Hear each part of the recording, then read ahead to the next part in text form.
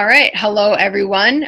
Good afternoon, good evening, good morning, whatever time of day you may be tuning in from. Welcome to episode 4 of Cross Continent Chats podcast. I am your host for this episode, Rachel Bishop in Toronto, joined by my colleague and friend, Charlie Wayman in Miami, Florida. What's And up, folks? just to switch things up today, we usually talk about soccer slash football first, but today we're saving that for the end for a good reason, and you'll see why as we get toward the end. So just to start off here, we're going to start off with some hockey talk because there's been a lot that's happened. So right off the hop, we're going to start with some heavy hitting topics. So 2 podcasts ago, we talked about Brendan Leipzig and his Instagram comments in a group getting leaked on Twitter. In this group, he made some misogynistic comments and he said some heinous things about his teammates. And unfortunately, this issue has come up again, sort of, but with a different topic, but same cultural issue. So former NHL player Akeem Aliu released a story, an article on the Players Tribune, which he shared on Twitter. He did that on Wednesday, I believe. And he basically called out the NHL, saying that its slogan saying hockey is for everyone is bogus and hockey isn't for everyone. And he shared stories of how he experienced racism in junior hockey, namely by Steve Downey, whom, if you know hockey, you're familiar with the name Steve Downey, and how hockey has dealt with this problem from a systemic racism issue and also from a classism issue, and how hockey really isn't for everyone, as the NHL claims. So I know we just talked about this, like I said, so I just wanted to know what your thoughts were on his piece and what do you think the NHL can do or hockey can do to help combat the racism issue? Definitely, it's a great thing that he wrote this. It's great that he mentioned Steve Downey because I remember seeing him play and I hated him as a player. Yeah, That guy was a jerk. That guy was just a psycho on the ice. He was a So, psychopath. Aliu actually called him a racist psychopath in his piece. So, with that, I'm glad that he mentioned Steve Downey because that's a great example of it. And I'm really not surprised that he behaved like that in the locker room. Because the man's a little bit of a psycho. Of course, hockey is a league that was formed. There's obviously so many. Hockey was a league that was formed in Canada, and it's definitely since its inception, since its popularity, that has definitely been a sport because of where it is. At that time, it was definitely a sport that was with indigenous roots, but popularized by Caucasians. With you add that into effect, you add that it doesn't necessarily, this league doesn't have the money, it doesn't have these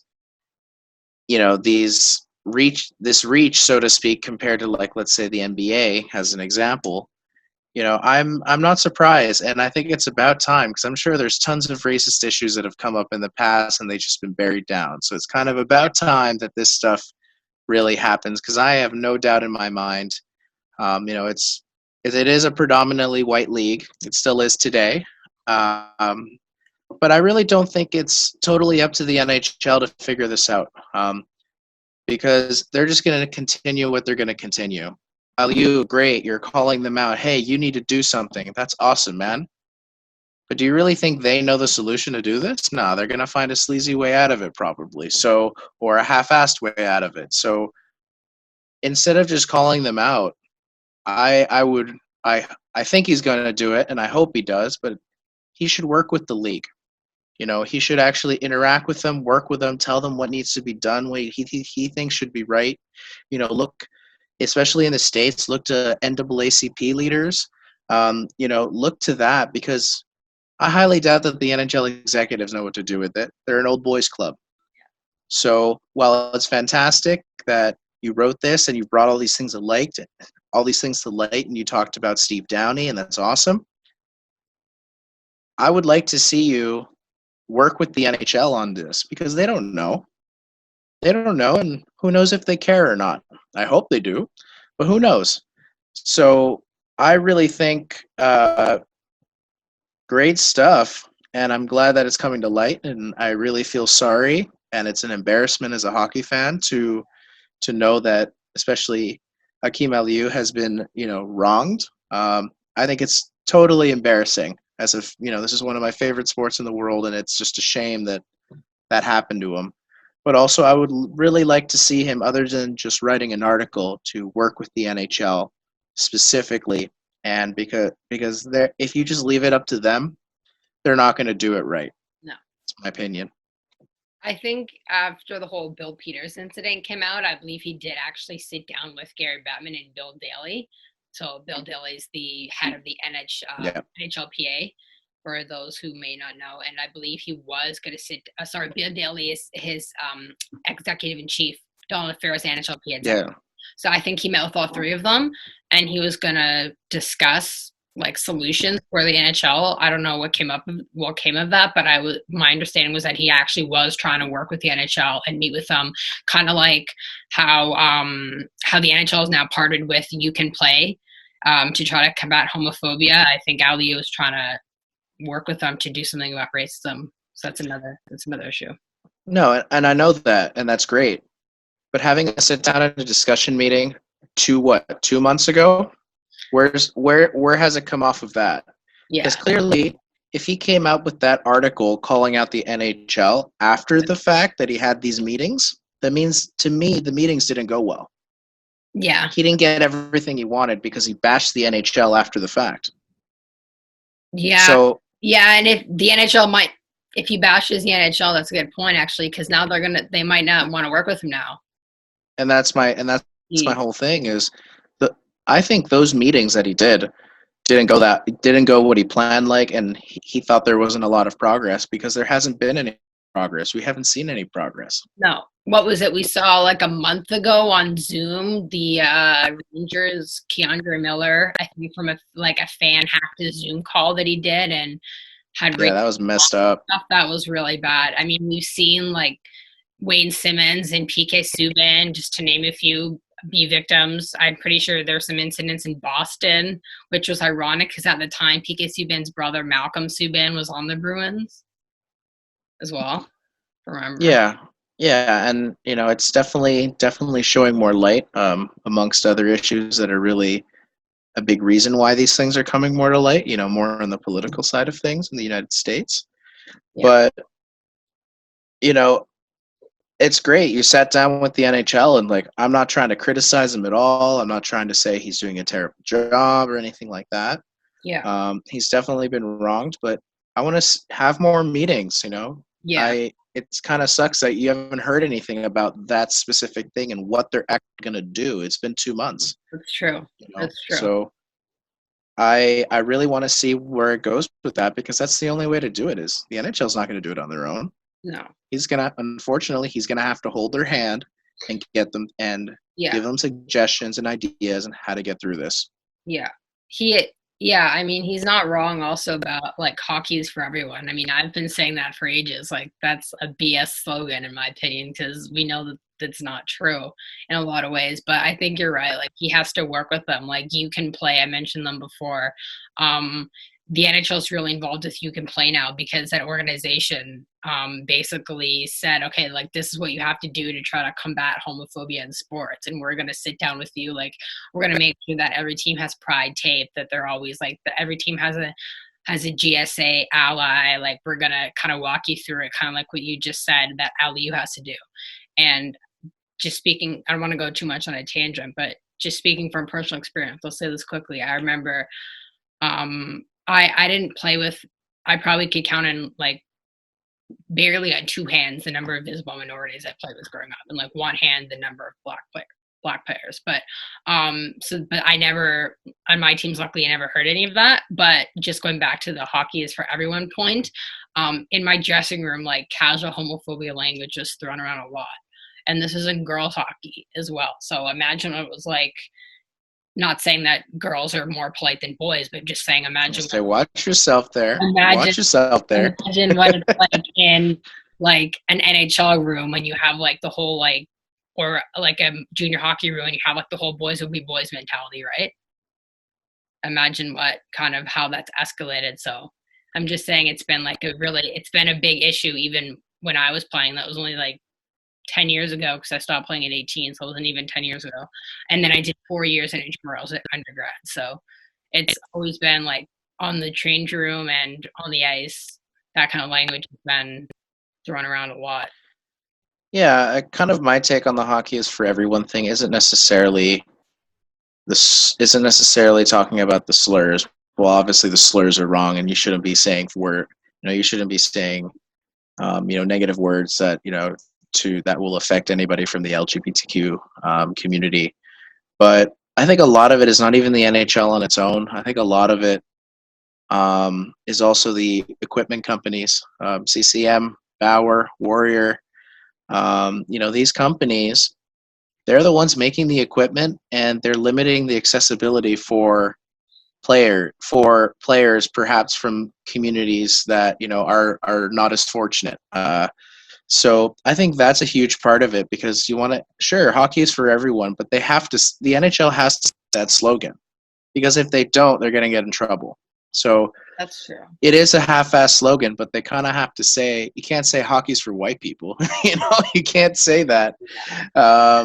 You can't say that. But, I think you also have to really look at the equipment companies and see how they can make equipment more affordable, because I know, for example, skates are through the roof in terms of money.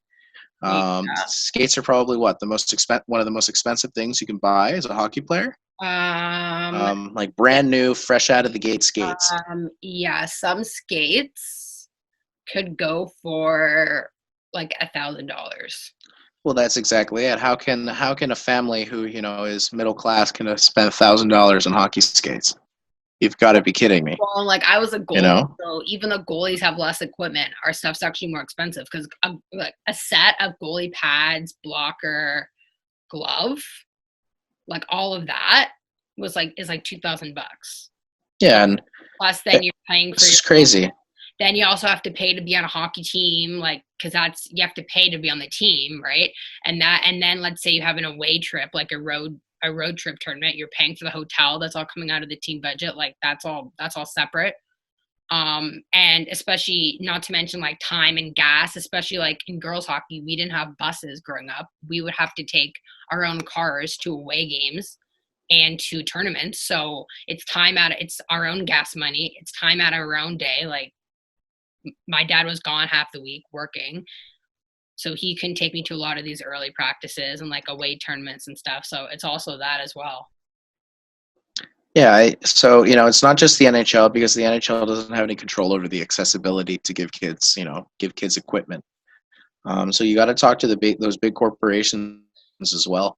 And like I mentioned, in the podcast 2 days ago, you got to start this, from a culture standpoint. Yeah, start it at the top of the NHL, but you also got to start these kids young.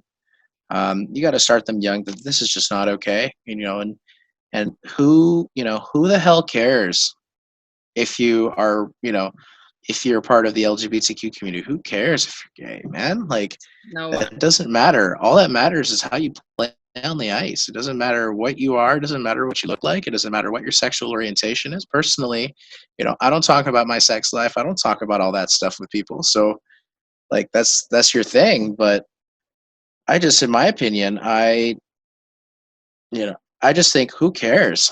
Enough is enough. Let's just move on with this stuff. Why? It doesn't matter. If from a sports perspective, it's how long you play on the ice and how good of a person you are. It's not what you look like. It's not what your sexual orientation is. It's not what your gender is. It doesn't matter. At least to me, if you're a good person, who cares what you look like or, what you are? My opinion. And I mean, it shouldn't matter, but unfortunately, these are still issues that we have to deal with in 2020.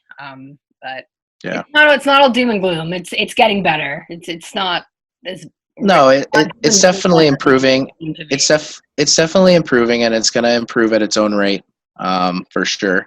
And it would be nice, at some point. Obviously, it's important to talk about these issues and these topics.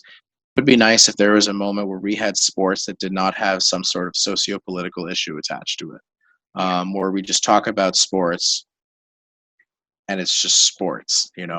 Unfortunately, we're not in those times. Unfortunately, there's either Megan Rapinoe in the middle of the World Cup tournament yelling at having a fight up with Donald Trump, or it's, racism issues like this. And I would like to get to a place where uh, we we get over this, and then sports are just sports, and there's no socio-political issue attached to it. Yeah, I agree. We'll see. Hopefully that day comes not too long from now. So moving on to, I think we've exhausted that topic. So moving on to something more fun, just all about sports now, but staying with hockey. So the NHL looks like it will go with for the playoffs. They've decided just to come back for the playoffs, and the players actually voted on this today. I think it was ratified as well. The NHL, just now, like it will go with a 2014 playoff format for the playoffs. And according to Bob McKenzie of TSN, it would be the top 4 teams in each conference, regardless of division. So they go back to the conference format just for this year. They would kind of get a bye to the play-in, but they would and then the teams ranked 5 through 12 and points percentage would have like a play-in series. It's not even like a playoffs, it's a play-in series.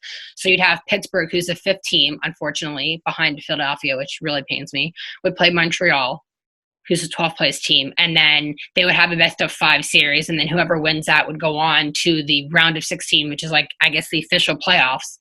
But they wouldn't even play like the top team. They would play like the 8th team or something like that. So they're not even thinking reseeding.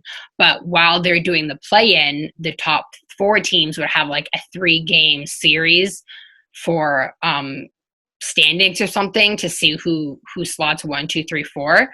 And anyway, so this is a long preamble, but there's been a couple key players, including Sidney Crosby and Matt Duchene, to name a few, who have spoken out against this format and said that even though it was ratified, they said that really it should be a 16-team playoff, 7-game 4 rounds like usual. Because just because we're in this coronavirus situation doesn't mean that we should change the playoff format, which I totally agree with. I think this format's stupid, as do a lot of fans and a lot of players.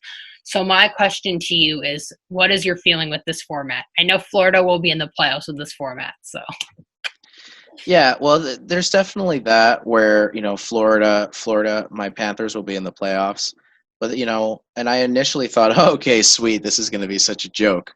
But that's the whole thing. It's going to be a joke. Yeah, I love the Panthers. The Panthers made some great moves. Joe Quenneville's system is fantastic because we were scoring a ridiculous ton of goals. One of my favorite games of the year is that the Bruins pulled a Toronto Maple Leafs and blew a 4-1 lead in the 3rd period to the Panthers, and we won. So, yeah. The Bruins kind of got what was coming to them after years of giving Toronto pain. They felt some of that pain. If only it was in the playoffs, right? But that's the thing. They don't deserve it. And it's all because of Sergei Bobrovsky. He's played absolutely horrible. He's not playing like the money that he is, and that's why we're not in the playoff spot. And that's the reason. It's not the offensive issues, But anyway, aside from that, it ruins the integrity of the league having a 24-team playoff format. And, there were even talks of a 20-team playoff format. Yeah. So in my opinion, the NHL doesn't even know what they're doing. And what's going to happen is you're going to do this 24-team playoff format. There's going to be people who are going to be upset that you're doing this because it's ruining the integrity of the playoffs and the Stanley Cup. And then let's say the NHL does a 6-team playoff format and they scrap this. What's going to happen is then the fans that are totally butthurt that their team didn't make it is going to say, well, that's not fair because our team that was just out, like Montreal as an example, that team that was just out never got a chance to make it to the playoffs. Well, So in my honest opinion, because this is such a disaster and the NHL really just can't get this together and they haven't figured this out yet when all other leagues have already kind of figured it out, they should just cancel the season. I honestly think that because regardless, you're going to get backlash. It's kind of, it's just a crappy year. It's terrible. It sucks. I know it's terrible not to have the Stanley Cup, but you're going to get backlash either way. You're going to get hate. You're going to have more people like I am today ripping on the NHL. So I would just cancel the season. That's it. Sorry, top teams that deserve it. Sorry, playoff teams. But I would just get rid of it. Just get rid of it and start the stupid draft already, and that's it. That's it. I would just get rid of it. Wow, it's a hot take here from Charlie. I mean, I don't No, know. but it's just crazy, and they haven't figured it out. Yeah. They're just a disaster. I don't know if I'd go that far, but further to that point, like I've been saying the whole time, this will definitely ruin the accomplishment of winning the Stanley Cup because you're playing teams that don't deserve to be in the playoffs. Furthermore, especially if, and it looks like it's going to come back with no fans, who wants to win the Stanley Cup and lift that beautiful chalice over your head with no fans in the building?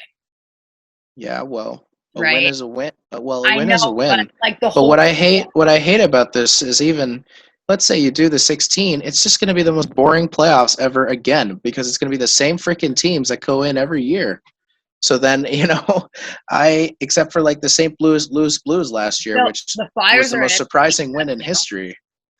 Yeah, but come on, how many years out of their whole history has the Flyers not made the playoffs? The Flyers are always in the freaking playoffs, except for like the last 2 years. My other thing is the freaking Penguins are in it every year, and they have a mediocre team, in my opinion, except for like 3 players, so 4 players, I guess. So, I just drives me nuts. Toronto has a huge defensive issues, but they're basically getting carried by Austin Matthews. And Frederik Andersen, who I am amazed at what that goalie has done in Toronto, because he has saved their season like every year, and he's overworked like crazy. So it's just the same. It's the same old stuff, and I'm always somebody who I would love a new winner every year, and I would love just to have some more parity in the league. So I don't know. I would just scrap it. I'm tired of this stuff, man. My other I guess I'd rather have hockey than not have hockey, but also my main issue is that you have a team like the Habs, which had a 0.3%, I think like a 2% chance of making the playoffs before the pandemic. And now they have a 50% chance of winning winning a series. Like, that's just, to me, totally unfair. And with things like that, stats don't matter. Doesn't deserve to be in the playoffs, number one. Number two, I wonder what your thoughts are on this. I saw some people online, I think this is a good point, saying that the main reason why they think the NHL is pushing for this format is because the 2 teams that would not be in the round of 16 that are in the round of 24, the New York Rangers, original 6, moneymaker, Montreal Canadiens, original 6, moneymaker.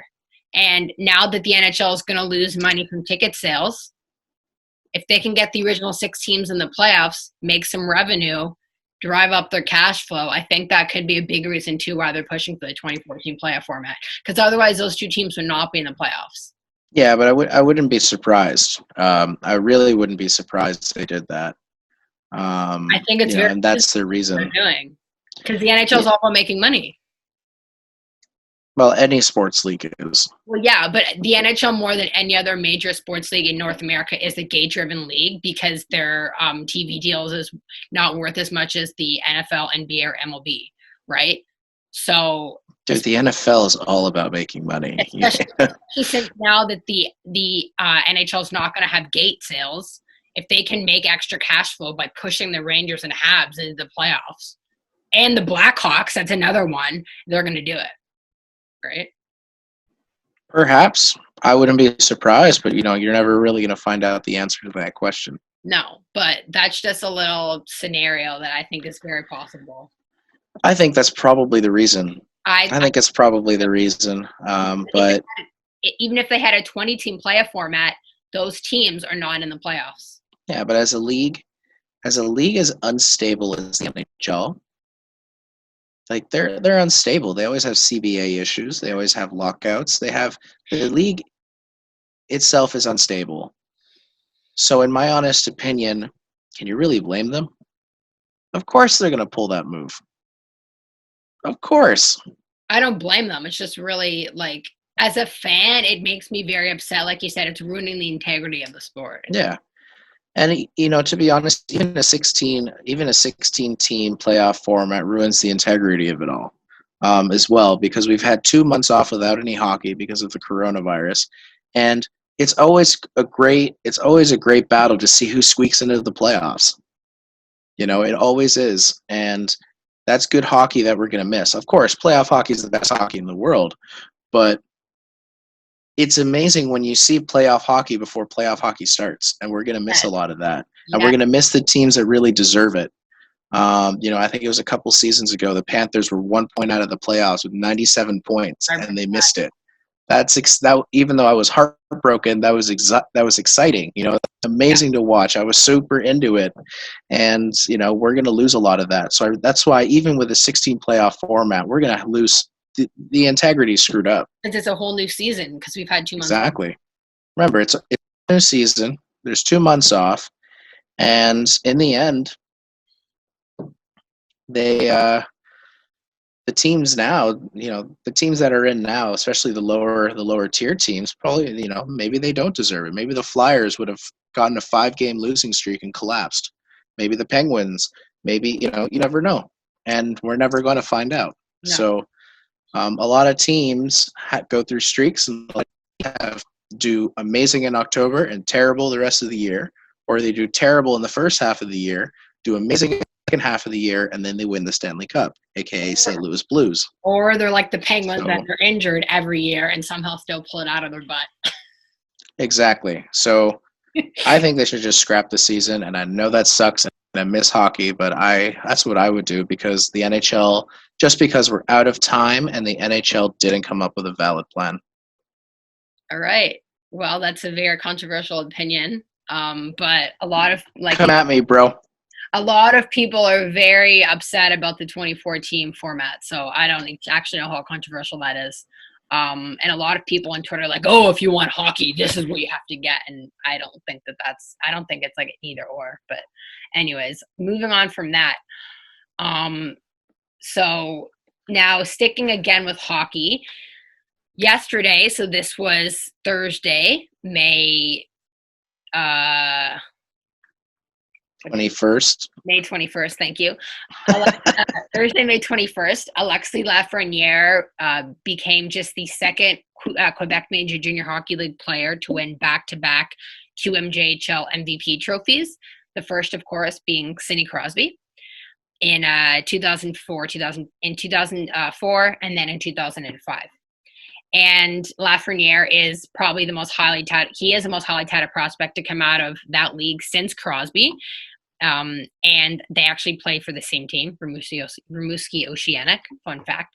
So my question to you is, and he's been compared to Crosby as well, do you think that this is a fair comparison? And do you think that he will ultimately end up being as successful as Crosby in his career? I know it's way too early, but.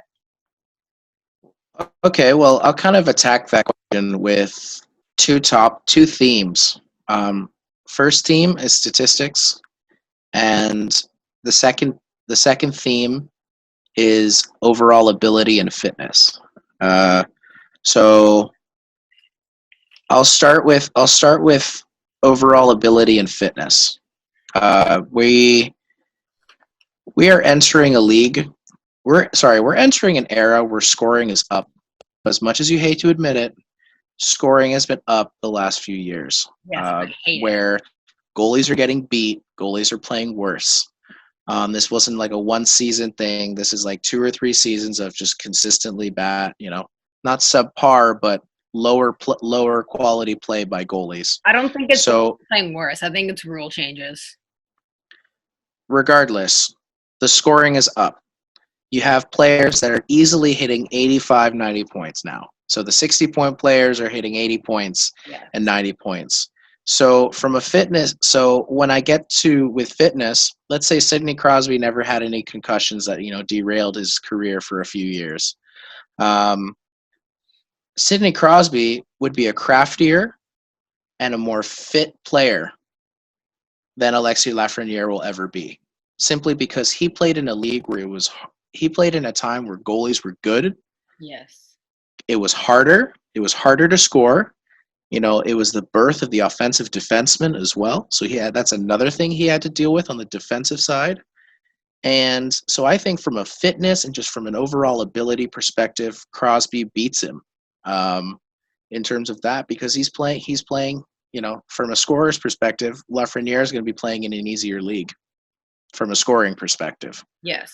From a forward perspective than Sidney Crosby. Now, going into the stats, it's very possible, it is very early, but it is very possible that he could have, if he's that good, he could have higher stats than Sidney Crosby in his first years because of goalies are playing worse and because of scoring is up. So he might have 100 points in his first season. He might get 120 points or whatever. He might win the cup. Who knows? He probably won't because he's going to Detroit and they have a long way to go. But we don't know if he's going to Detroit yet.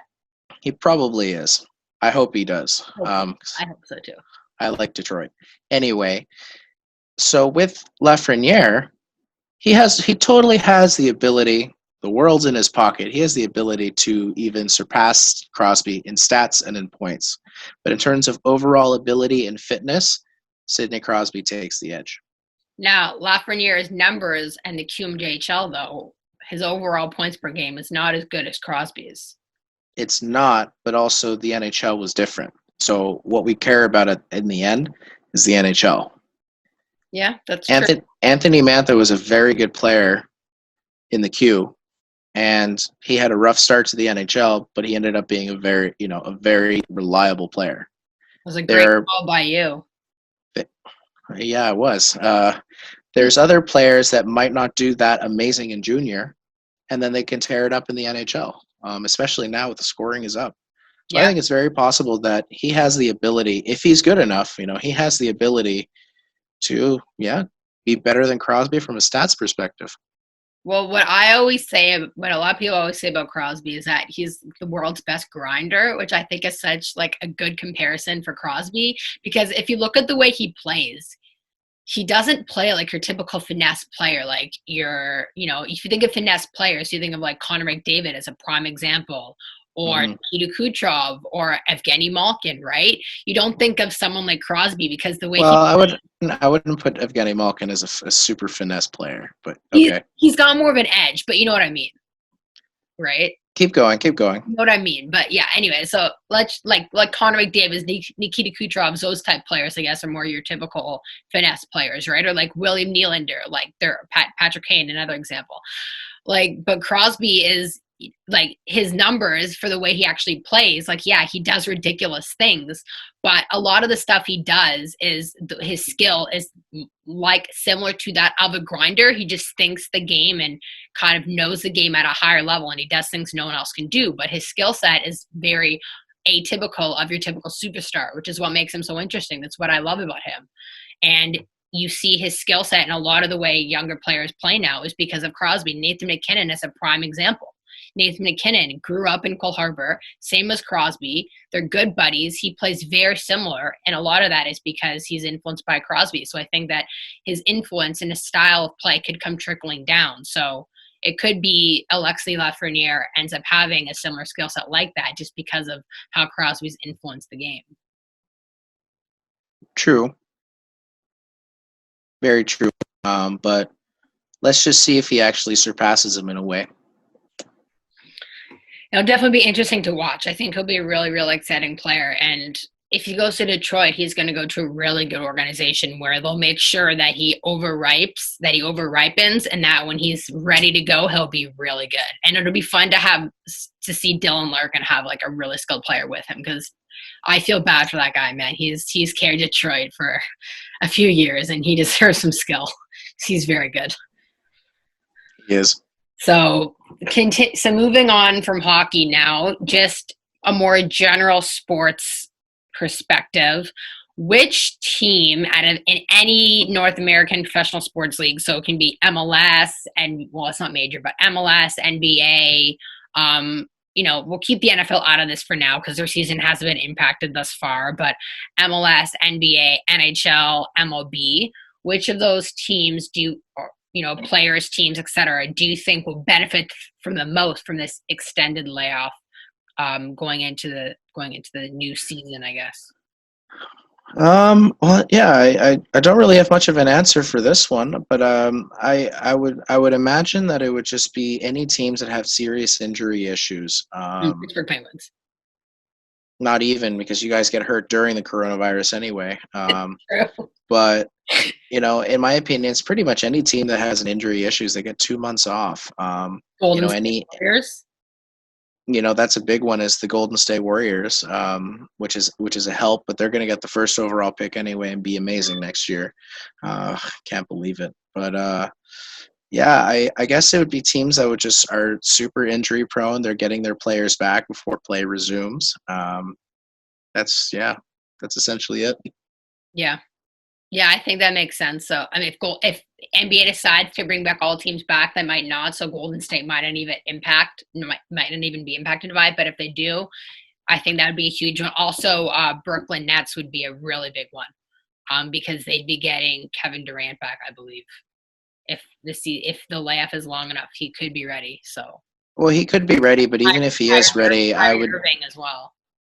Yeah, but even if they are ready, I would imagine that they wouldn't even play them. They weren't going to play Steph Curry even if he was healthy. They weren't going to play him. Yeah, yeah, because especially since KD rushed Well, back. there's no point. Especially since KD rushed back last year to play the Raptors and got injured again, right? In the final, they probably addressed that, right? Well, I don't think it's even that, but I think it's also they just want to tank. They want the first overall pick because then next year they're going to be incredible. Brooklyn or Golden State? Golden State. What about Brooklyn? I would just sit him out. There's no point. I just there's no point in my opinion to even have there's just no point to even bring him back. Golden State definitely not because they're out of the playoffs. Yeah. So I would just let him rest, make sure then he's good to go by the next time the new season starts. So conversely then, do you think the Penguins should just let Jake Gensel sit out instead of coming back? Because he'd be ready to go if the season resumes. And that's a big boost for Pittsburgh to have Jake Gensel back. Well, the thing is, the difference is the Penguins are in the playoffs. Yes, they are. So they're definitely gonna want to have him back. I would. It depends on the severity of the injury, but I wouldn't play him. Sidney Crosby carries the team on his back anyway, so Jake Gensel was huge for them in 2017 and when they won the cup, man. Yeah, but that was 3 years ago. He's so good. He is, but I don't know. I would just. It depends on the severity of the injury. I don't really know the extent of his injury. But yeah, that's what I would do. But realistically, players in the NHL always come out after the cup. Yeah, I played with a broken ankle for the first 3 rounds of the playoffs. Dude, Patrice Bergeron with a punctured lung? Yeah, exactly. That was one of the most crazy stories I've ever heard. No, exactly. So it's just in the NHL, even with that question, it's just no question. They're going to play even if they have a broken leg. Which is just dumb. Bobby Bonds scored the Stanley Cup winning goal in 1964 on a broken leg. There you go. For the Toronto Maple Leafs. There you go. Fun fact. All right, so moving on. Yeah, that'll be interesting to see for sure. So moving on away from hockey now to the final question. I said we're saving soccer for last for good reason. So the Bundesliga came back last weekend, the first major professional sports league to come back. With, of course, strict health measures, including subs wearing masks, players come out at different times, etc. So you had a chance to catch some of the matches. What were your initial thoughts on how the first matches were in this post-COVID era, or in this COVID era, I guess? When you first watch it, it was definitely weird. I caught the derby between Borussia Dortmund and Schalke. That was a great match. Dortmund whooped their butt 4-0. And obviously the first goal was by the cheeky Norwegian 18-year-old Erling Haaland. He's hilarious in interviews because he's just terrible at it. He doesn't give the interviewer anything.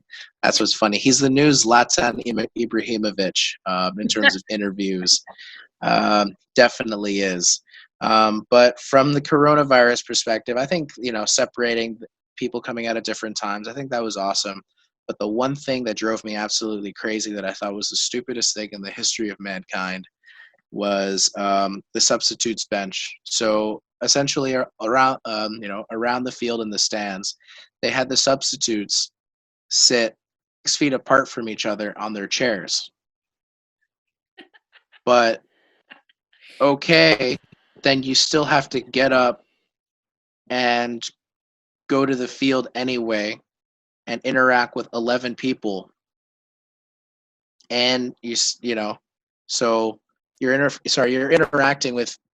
So let's say you're a player. Let's say you're a starting player. You play your 60 minutes or whatever.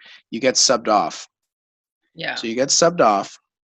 You've been touching clearly like 10 or 11 people because you're playing soccer. Yeah. And then you just go sit down at this chair.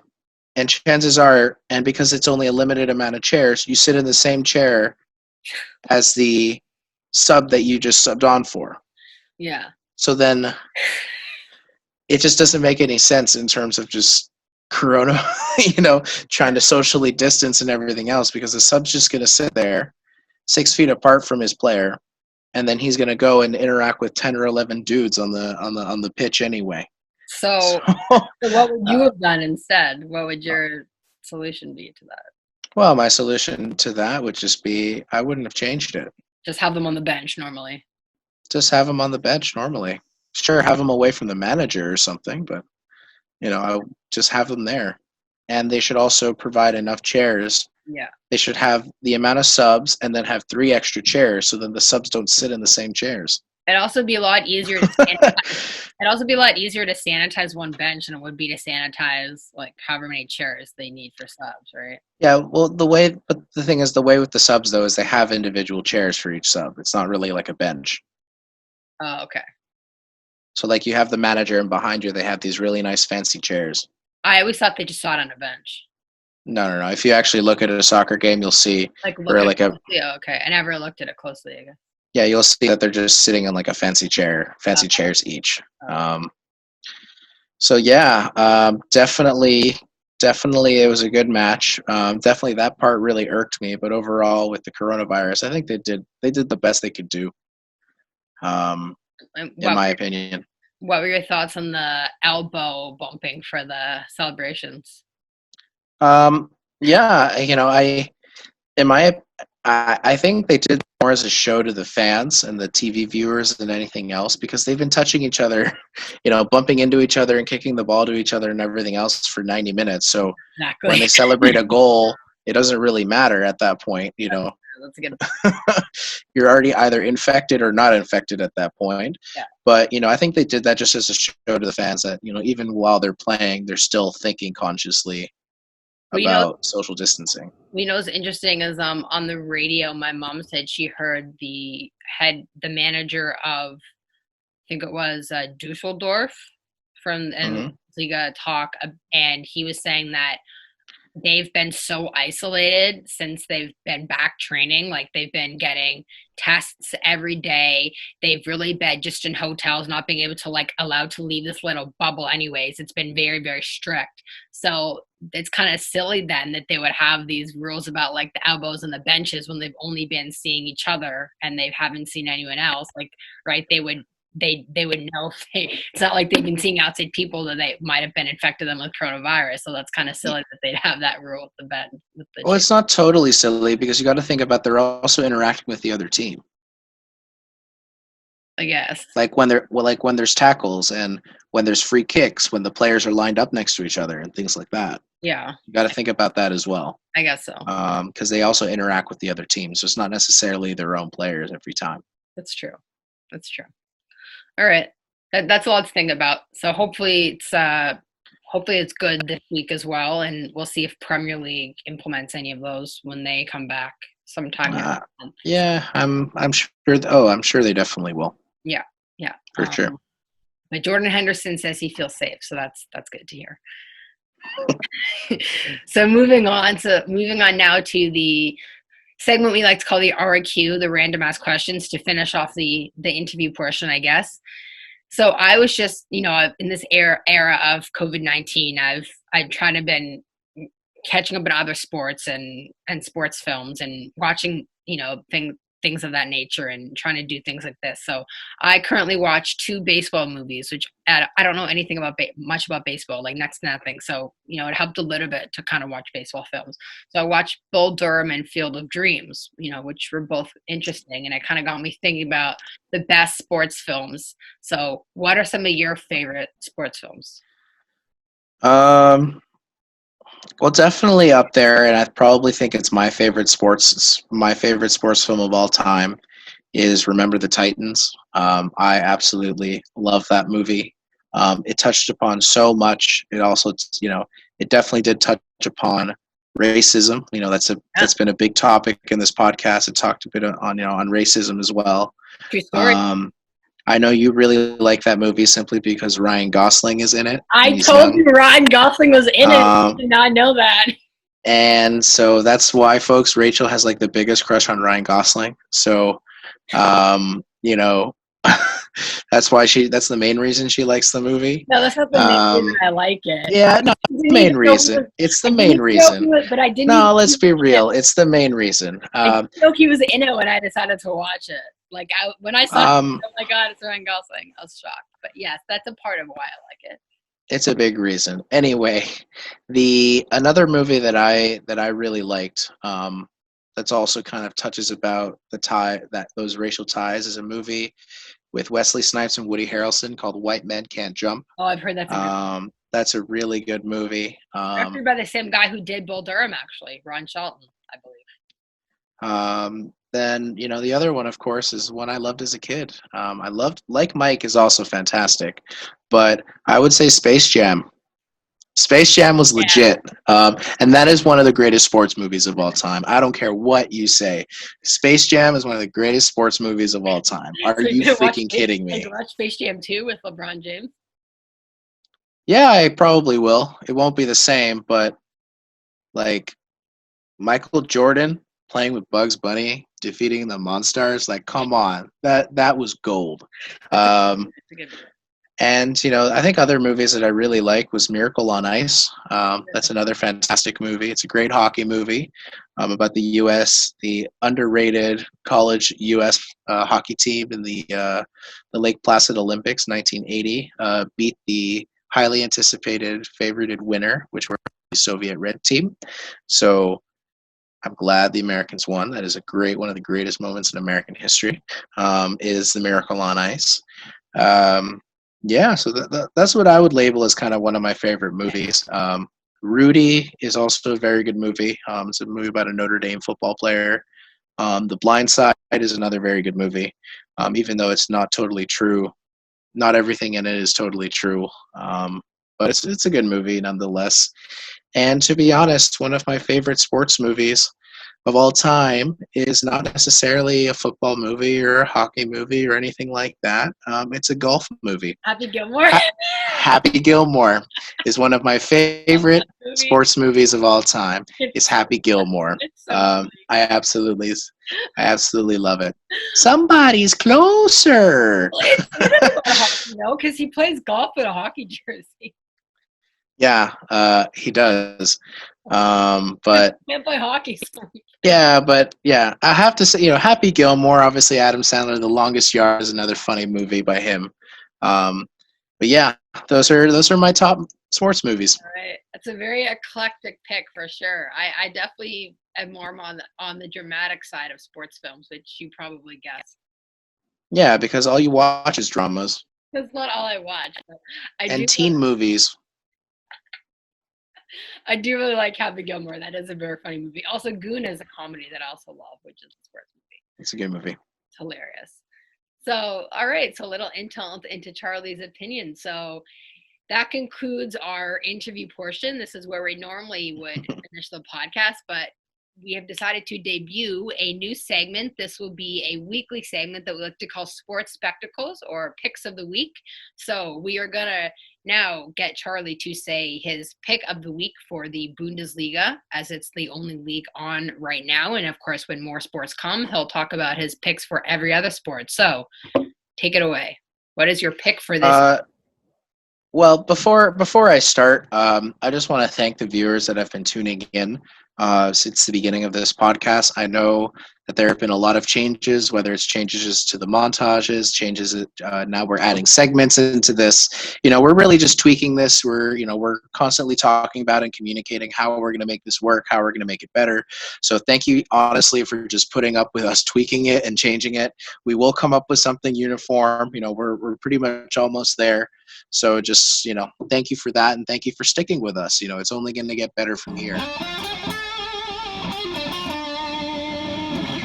Okay, so now we're going to go into the first of our two new segments. This segment is called Sports Spectacles, and this is a segment where we're going to start off with Charlie, and then it'll be me next podcast, where we each pick kind of our matches of the week that we're looking forward to, players to watch, and why these are the matches and the players to watch. And so obviously, since Bundesliga is the only league on right now, Charlie is going to talk about his games of the week in Bundesliga. Yeah, and it's pretty easy because it's only one league. Obviously, when other leagues open up, I'm going to be covering at least 4 of them. So hold on to this. Tuesday, tomorrow, Dortmund versus Bayern Munich. This is a match that is always awesome. It is called Der Klassiker in Germany. But what's even more amazing is that the difference between the title is 4 points. Actually, it's 5 points. My bad. Dortmund is 4 points behind Bayern Munich. So if Dortmund can upset Bayern Munich tomorrow, they will be 1 point behind in the standings. That is huge because Dortmund is coming back and storming. And Bayern Munich is something that's, they're not easy to beat. Bayern Munich is the richest club in Germany. You're definitely going to see a lot of good players, obviously like Robert Lewandowski, who is, he just scored 40 goals in a season for the 5th year in a row, which is absolutely nasty. The other player that is definitely a rising star, and he actually showed up on Saturday, was Alphonso Davies out of Canada. He was absolutely magnificent. I'm sure in Canada you've seen the highlight, but dude, he absolutely tore apart the defense and scored an absolute lovely goal. He also had a very nice assist as well. And this guy's a left back. He's a midfielder, but he's playing a left back. And to me, he is definitely the North American version of Trent Alexander-Arnold. He is definitely the next guy who is redeveloping the wing back and the left back positions in terms of adding offensive quality. He is an absolute talent. He was amazing, and I bet you he's going to show up in this match. Now we look on Dortmund. It's Erling Haaland. Erling Haaland is an absolute monster. This kid is like 18 years old, and he's absolutely tearing it up, and he absolutely tears up interviews. He's the next Zlatan Ibrahimovic of interviews because he's just so bad at it, but it's so good at the same time. Another player, you really want to look for in Dortmund. Well, they have all kinds of quality. You have Thorgan Hazard. Thorgan Hazard is definitely showing up out of the shell of his brother Eden. Eden's had a terrible season in Madrid with injury, so now Thorgan is showing up on the world stage. The other person I really want to look at for Dortmund is Mats Hummels. Mats Hummels used to play for Munich, so this is kind of a good homecoming for him. He's going to play hard. He's going to play super well. They also have a very quality keeper in Berkey. He's also quite talented. I think Dortmund's going to take this 2-1. This is really going to be an awesome game, and if I didn't work on that day, I would tune in. But the next game I want to go to, is not as advertised, but I definitely recommend if you want to see quality football. I have a feeling that this is going to be a good game. It's going to be Hoffenheim versus Cologne. These two teams are fighting for the last spot in the Europa League. Hoffenheim is only 3 points behind. Cologne is just behind that. And I think this is going to be quality football. They're going to play their best. They know what's at stake. European football is a huge deal, and they're going to bring it. So this is definitely an underrated thing to watch. I would recommend it because I think you're going to get a really good game out of it. And those are my segments for the week. And just to further up on that, I also believe that Hoffenheim was in Champions League last season, so you're getting a team that has played against the best teams in the world as well. So that'll definitely be quality, as Charlie said. Indeed. So thank you very much for that insight. That was fantastic, and I'm certainly going to tune into Dortmund Bayern Munich as well because I think that game will be absolutely amazing. And yes, that Davies goal was disgusting. I watched the highlight today, and it was beautiful. Yeah, folks, check that out. It's definitely worth it, and that kid has got some supreme talent. Yeah, and I think the Trent Alexander-Arnold comparison's a really good one, for sure for Davies. Well, if he can be half the player Trent Alexander-Arnold is, and he'll be really good. That's the other thing to think about. Everybody, Trent Alexander-Arnold is widely viewed as the best right back in the world. He's only 21 years old. Yeah. So let's hope it stays that way. Yeah. Sorry, Davies. I love you, man, but Trent's my boy. Now on to the final portion, the fun segment of today. Well, it's all been fun, but the most fun part of today, after the sports spectacles, this is a little segment we have called trivia.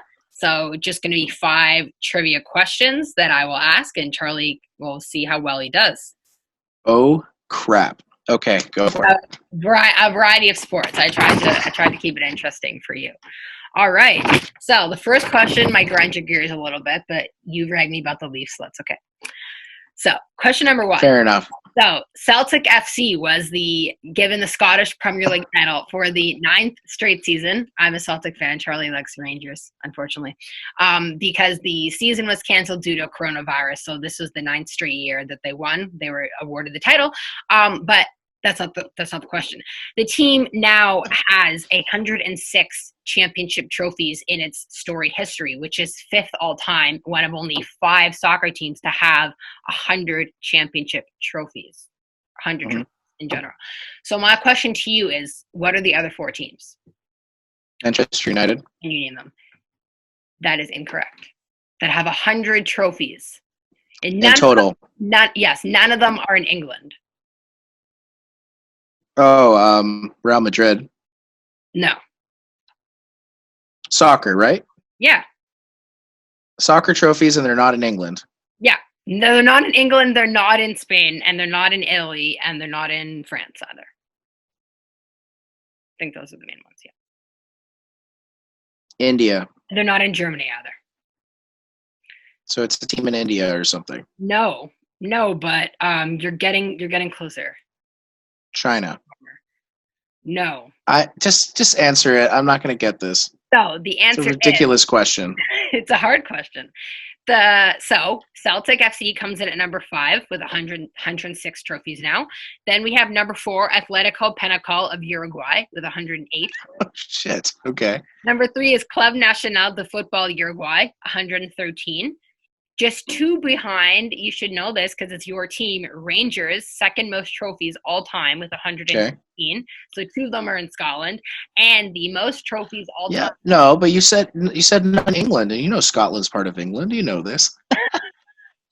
Wow. Sorry, guys. I had to put that in there. Okay. My mother would not like that comment. The most trophies of all time. This team is called the Club of the Century. They've only been around since 1905, and they have 118 trophies. It is Al Ahly in Egypt. In the Egyptian Premier League, 118 trophies, and they've only been around since 1905, which is insane. That's good to know. So that's the most soccer trophies of all time for you. There you go. So 2 of them in Scotland, which is quite interesting. So, moving on now to hockey. May 13th, of course, was the anniversary, as Charlie reminded me, of the Bruins' comeback against the Leafs in 2013 in Game 7. While the Bruins were the only team to do that in a Game 7 in the Stanley Cup playoffs, the comeback was actually not the biggest in NHL playoff history. What was the biggest comeback in NHL playoff history When was the game, and who were the teams involved? No idea. You don't know. Nope. All right. The biggest comeback in NHL history, it was called the Miracle in Manchester because this is where the arena was, the street. It was April 10th, 1982, when the LA Kings were losing 5-0 against the Wayne Gretzky-led Oilers, came back to win 6-5 in overtime in Game 3 of the best-of-5 series, went on to eliminate the Wayne Gretzky-led Oilers, and it was one of the biggest upsets in NHL history.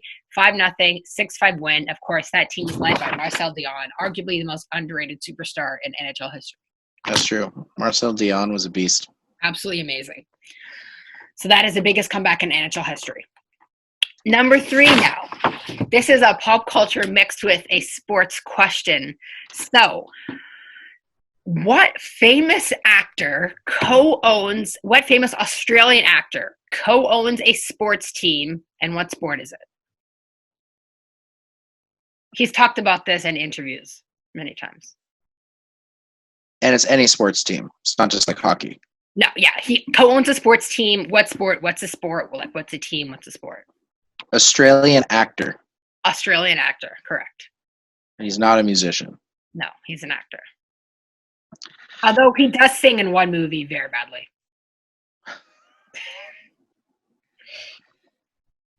Well, I guess I would say Hugh Jackman. Hugh Jackman sings very well. I have no idea. Russell Crowe.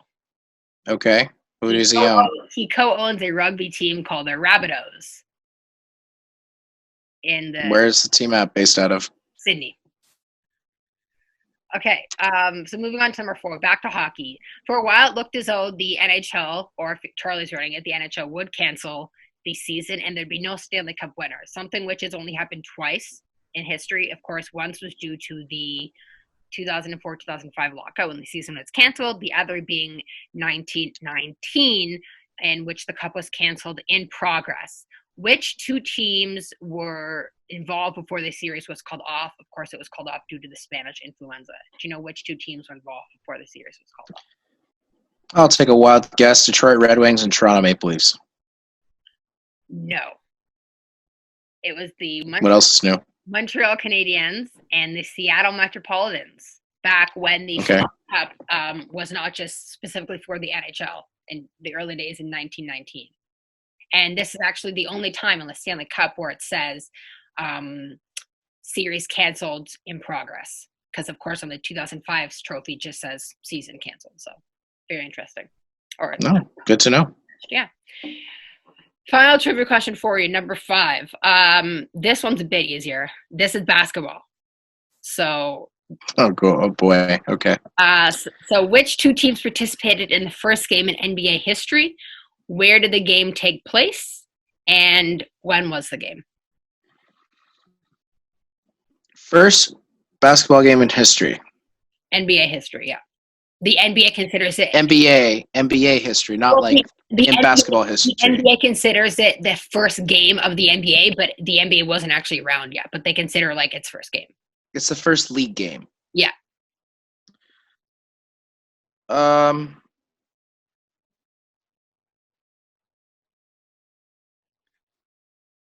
Wasn't it Seattle? No. It's Seattle or something. No. Okay, then what is it? It's the New York Knickerbockers, and this is why I have this question for last, Toronto Huskies. It all comes back. Oh, okay. And the game happened in Maple Leaf Gardens, November 1st, 1946. Oh, so it was in Toronto. Okay. Maple Leaf Gardens, which is now Madame May Athletic Center. Cool. So, little fun trivia for you. I thought you were good at trivia, man. You gotta brush up. It's not even that. You just gave me the hardest questions of all time that only 10% of the world's population knows. I thought the hardest freaking questions. How am I supposed to get 2 Uruguayan teams? Are you kidding me? Come on, man. I thought you actually might know that one.